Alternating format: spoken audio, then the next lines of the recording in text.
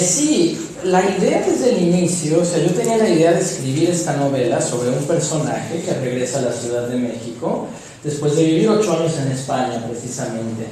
Y él llega a vivir con su madre.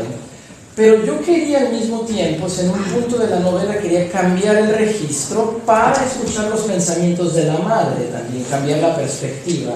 Porque la perspectiva del hombre es un poco más o menos como la mía, es decir, un personaje de 30 y tantos años, que ve la vida en un modo, y cambiar hacia la madre me daba una forma distinta de ver el mundo, ¿no? La idea era cambiar el estilo también para ver cómo piensa una pianista. Si todos los que leyeron la novela saben que la madre era una pianista, ¿no? Entonces yo quería cambiar el registro, ser un poco más musical.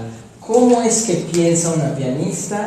¿Cómo escribiría sus pensamientos una pianista? Y de ahí fue la idea de cambiar el registro, es decir, meterme en la cabeza de la madre. Era la intención, digamos. Sí.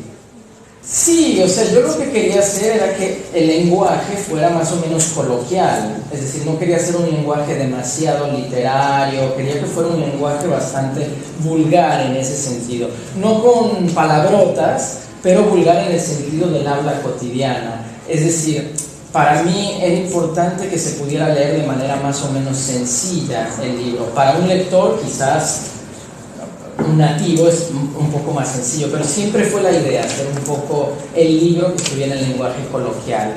En realidad con ninguno. Yo creo que con el perro sería el personaje que me identifico más. No, el chico obviamente tenía mi edad cuando yo empecé a escribir el libro, me identificaba un poco, pero es muy distinto a mí. Yo hablaba el otro día que yo tengo mucho más sentido del humor que el personaje. El personaje es un poco más duro, más seco, pero sí, el chico por edad, digamos que es el personaje con el que me identifico más. Sí, la novia de André era un personaje, era como el ideal, digamos, su amor perdido, por así decirlo, ¿no?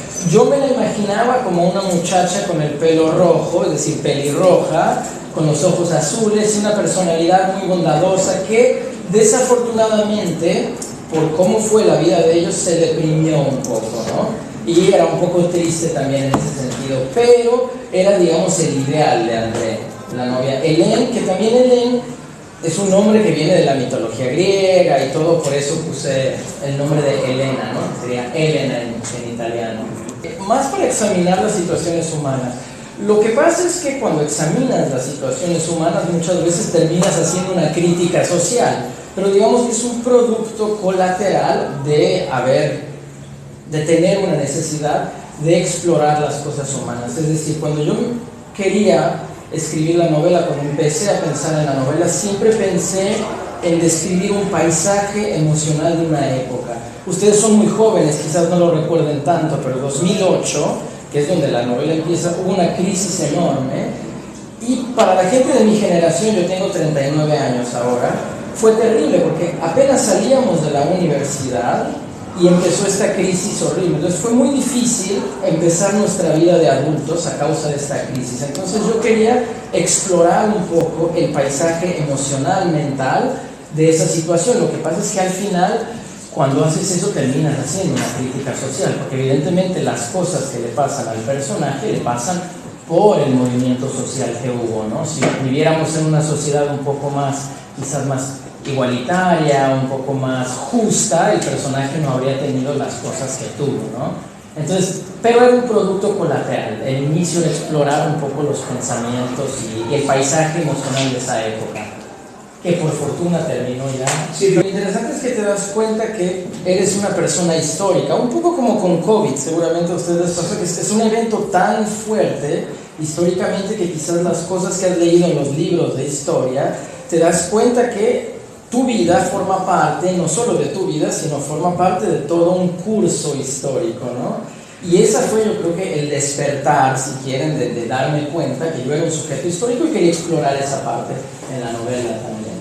Un poco lo que decía, un poco fue de la historia, pero también yo quería escribir un libro, es decir, a mí siempre me gustó mucho leer, siempre me ha gustado mucho leer desde que tenía más o menos su edad, y quería probar escribir. Yo escribía cuentos, escribía pequeñas cosas, crónicas, ensayos, artículos, y quería probar a escribir un libro. Siempre leí mucho, me gustaban mucho, sí, muchos libros de literatura, y quería ver si podía escribir un libro. Entonces me puse a pensar en qué cosas habían pasado en los últimos años, y a partir de ahí, de esa experiencia de crisis, digamos, una crisis personal, una crisis histórica, saqué un poco la inspiración de escribir el libro. Pero no es autobiográfico, eso es importante, no es un libro, hay elementos de mi vida, pero no es una novela autobiográfica. El título original en español se llama En la soledad de un cielo muerto, que es un verso de un poema de un poeta mexicano que se llama Javier Villaurrutia. En italiano se usó La notte è caduta qui, que es el título que también se usó en inglés y viene de un poema de César Vallejo, un poeta peruano. Entonces, sí, si ven la poesía, obviamente me gusta mucho, ¿no?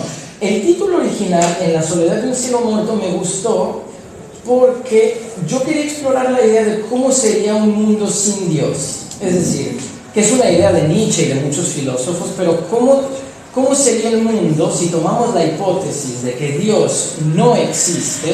¿Qué pasa con el ser humano? ¿Qué voluntad tiene? Si no hay una ayuda ulterior a él. Entonces el título quería explorar un poco la idea de un mundo o una vida sin Dios. ¿Cómo sería la vida si Dios no existiera? Y por supuesto, ¿cómo sería la vida si Dios sí existiera también? Porque al escribir ¿cómo sería la vida sin Dios?, das el opuesto también, doy su sombra, ¿no? Entonces quería tratar un poco esa idea. Si en lugar de Dios lo que tenemos es un sistema económico que dicta todas nuestras decisiones vitales, ¿cómo es la vida? ¿Y cómo sería la vida, en cambio, si Dios sí existiera y podemos tener un mundo más justo, etcétera? Entonces era un poco el título, era esa idea de una hipótesis, ¿no? En la soledad de un cielo muerto, ¿qué pasa si Dios no existe? Estamos solos en el mundo. Inventada. Muy bien, inventada, en su mayoría inventada. Es decir, yo afortunadamente no tuve que regresar a casa de mi madre después. Yo me fui a vivir a Canadá, yo vivo en Canadá ahora. Yo viví en España también como el personaje, pero después yo me fui a vivir en Canadá. Pero la idea era un poco preguntarme cómo habría sido mi vida si todo lo que tenía se hubiera colapsado. Y a partir de ahí inventé esa historia, pero no es, digo, hay cosas reales, los lugares existen, pero no es una historia real, es una historia casi 100% inventada, aunque hay cosas similares con mi vida. Es decir, la madre del personaje es pianista, mi madre era bailarina de ballet, de danza clásica, entonces hay similitudes, pero no es autobiográfica, no es real. Espero que lo que puede enseñar el libro, primero, es el placer de la literatura, ¿no? Que la literatura es un lugar para explorar ideas. La literatura es una fuente de conocimiento, es una manera en que nos conocemos los seres humanos. Me gustaría que enseñara eso, pero también, en otro aspecto, me gustaría que enseñara que nosotros somos dueños de nuestra propia vida y podemos salir adelante con nuestros medios. Es decir, que no nos permitan que otros nos digan qué hacer con nuestra vida, porque al final somos dueños de nuestra propia vida. Es decir, si nosotros queremos ser escritores, filósofos, es importante hacerlo. Me gustaría que el libro enseñara un poco el concepto de libertad.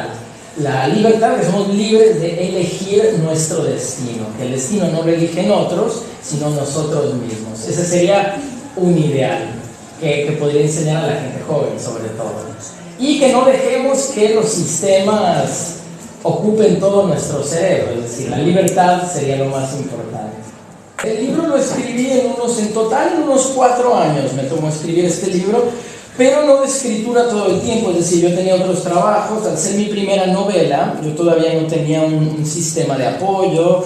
Es difícil escribir un primer libro porque nadie confía en ti como escritor todavía, porque no eres escritor. Es decir, después de que publicas tu primer libro, te conviertes en escritor. Entonces me tomó unos 4 años, pero de escritura como tal unos 2 años, yo diría. Lo que pasa es que en medio del proceso de escritura del libro me enfermé. Y al enfermarme empecé a tener miedo de que me iba a morir, porque fue una enfermedad bastante grave. Entonces empecé a escribir todo lo que había pensado en mi vida. Y el libro era muy largo. Al inicio el libro tenía 500 páginas. porque había metido todo lo que pensaba, y después obviamente un libro de 500 páginas era demasiado, entonces corté, y la versión final es la que ustedes pudieron leer. Sí, entonces en total unos 4 años, pero no de tiempo completo de escritura, poco a poco. La idea de los aviones en el aire es que el personaje, en realidad André, como ustedes ven, ha tenido que viajar mucho, ¿no?, en su vida. El avión es una metáfora del viaje, es decir, de la idea de no poder quedarse en casa y la idea de la infelicidad de quedarse en un lugar. Es decir, el avión siempre es la posibilidad de que en otro lugar haya una vida mejor, un futuro más placentero. Entonces, la metáfora de los aviones es la metáfora de la migración también, ¿no?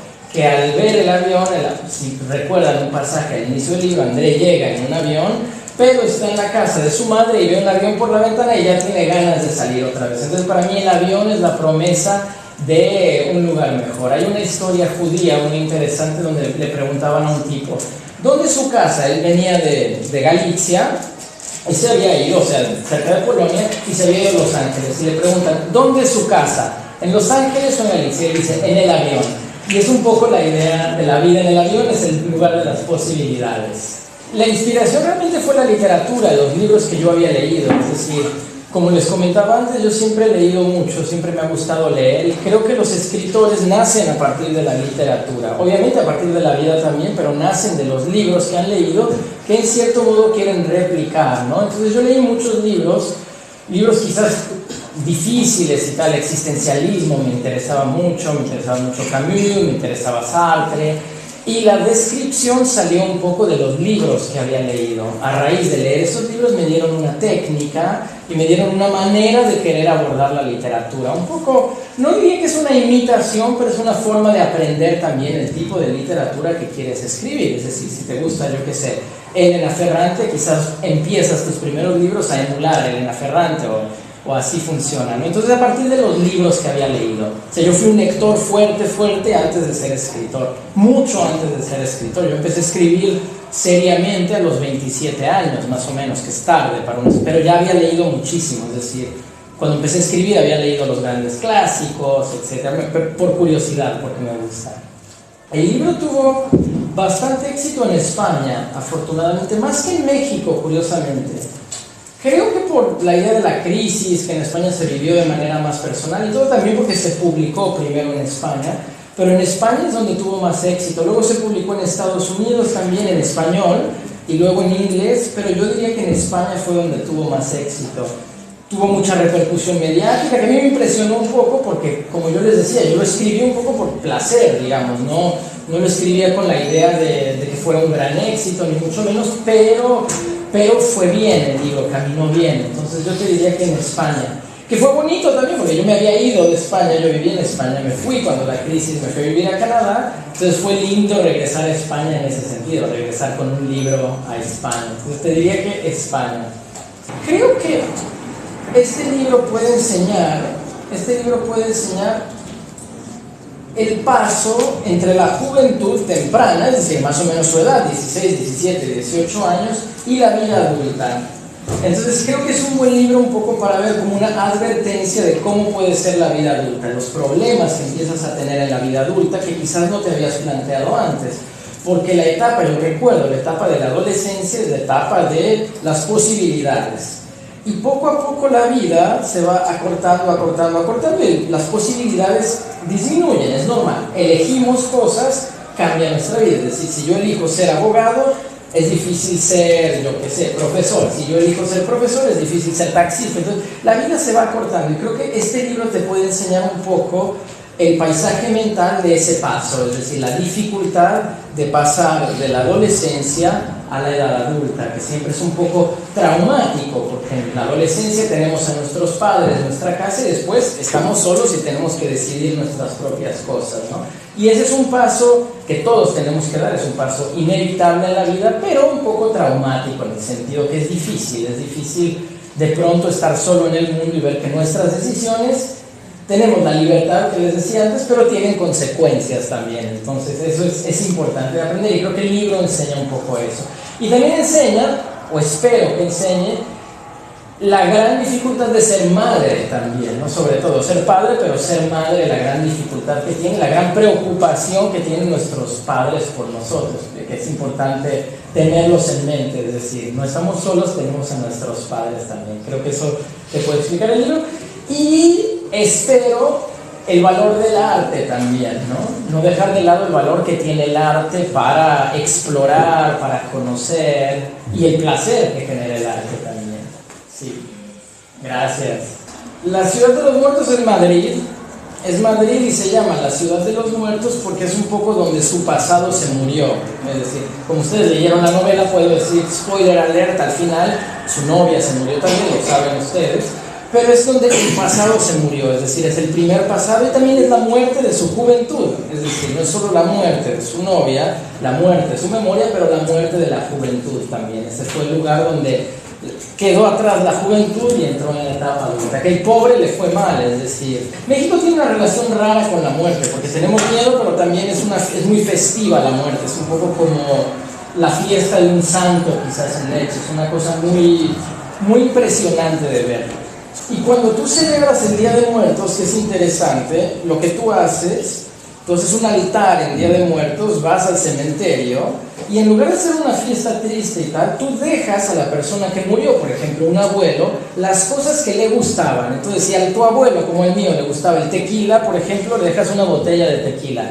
Si le gustaba comer, yo qué sé, orequiete, le dejas un platito de orequiete, enchiladas, sus tacos. Entonces es muy festivo porque está la idea de que ese día el muerto regresa y hace todas las cosas que le gustaban hacer en vida. Entonces es una idea bonita, digamos, de relacionarse con nuestros antepasados, ¿no? Yo me acuerdo de niño dejarle, sí, tequila, una revista, a mi abuelo le gustaba leer, le dejaba un libro para que leyera, ese tipo de cosas que se hacen. Sí, tuve muchas inspiraciones de otros libros para este libro, muchos libros que me gustaban leer, tipo autores rusos me gustaban mucho, Dostoyevsky, Gogol, no sé si lo han leído. Camus me gustaba mucho, hay un libro de Camus que quizás todavía no he leído, se llama El extranjero. Lo van a conocer en el último año.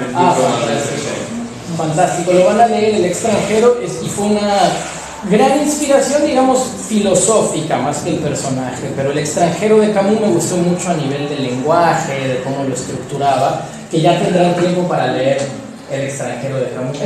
Muy bien, la portada, yo no elegí la portada la eligieron en diseño, es decir, el diseñador del libro, pero a mí me gustó mucho porque está el avión, que representa un poco el viaje de André, el personaje cuando va llegando, y abajo hay una ciudad latinoamericana tipo Ciudad de México, que es donde yo soy. Pero me gustó muchísimo, me gustó cuando Luciano me enseñó la portada, dije, wow, es fantástica, es excelente porque creo que condensa muy bien todas las ideas del libro.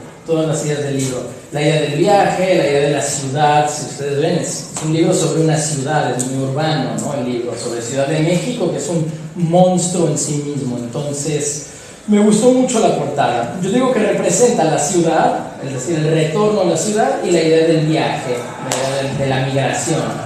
Sí. Y escrito, ese fue mi primer libro.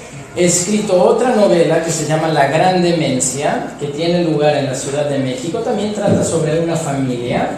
Y escribí una tercera novela que se publicó en España hace 2 semanas, y fui a España para presentar el libro, que se llama El tiempo, el lugar y nosotros. Y esa novela es sobre unos gemelos que se separan cuando son bebés por el terremoto. En México hubo un terremoto muy grave y se separaron y se reencuentran en Toronto. Y es mi primera novela que no tiene lugar en México, tiene lugar finalmente en Toronto, que es la ciudad donde vivo, en Canadá.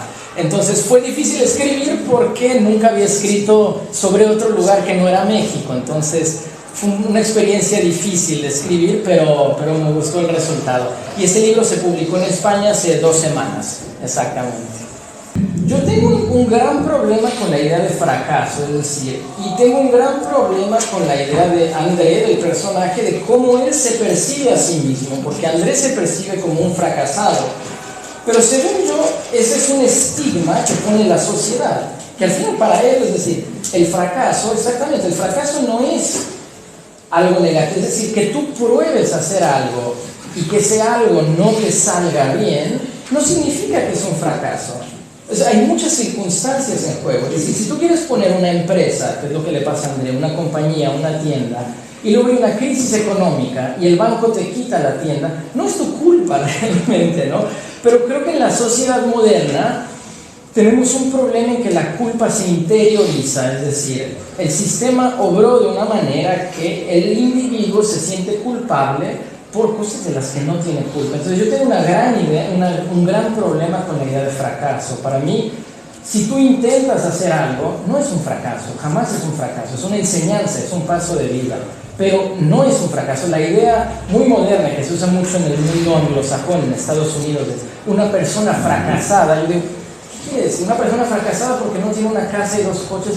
Por favor, eso es una idea para mí completamente ridícula. Entonces, yo no estoy de acuerdo, pero como socialmente el fracaso es visto así, yo puse este personaje, André, que adoptaba un poco las ideas de la sociedad, es decir, él interiorizaba la culpa, mientras que yo, como Laurí, es decir, yo veo a André, yo digo, él no es un fracasado, vivió una crisis de dimensiones descomunales, su tienda se acabó, tiene que reempezar su vida. Y creo que en la novela, espero que esté esa idea también, la idea del recomienzo, la idea de reempezar, es decir, que al final son ciclos, el tiempo no es lineal, sino hay ciclos en los que vamos viviendo. Entonces, yo tengo un problema con esa idea de fracaso. Yo nunca en mi vida llamaría a una persona fracasada que ha intentado hacer algo, jamás, no me parece una manera bonita de ver el mundo. O sea, al contrario, para mí, los seres humanos debemos apoyarnos, estar juntos y salir adelante. Y si intentas algo y no te sale bien, ¿qué importa? Intentas otra vez. Como decía Beckett, fracasa mejor. El sentido de la vida para mí, cuando me preguntan, ¿tiene sentido la vida? Yo siempre digo, no, la vida no tiene sentido, pero la vida le puede dar sentido. Depende de tus propias decisiones, de tus propias relaciones, muy importante, pero tienes la libertad de darle un sentido a tu vida. Para mí es fundamental esa idea, que no hay sentido, no hay que encontrar el sentido, hay que darle el sentido a la vida. Y eso para mí es fundamental.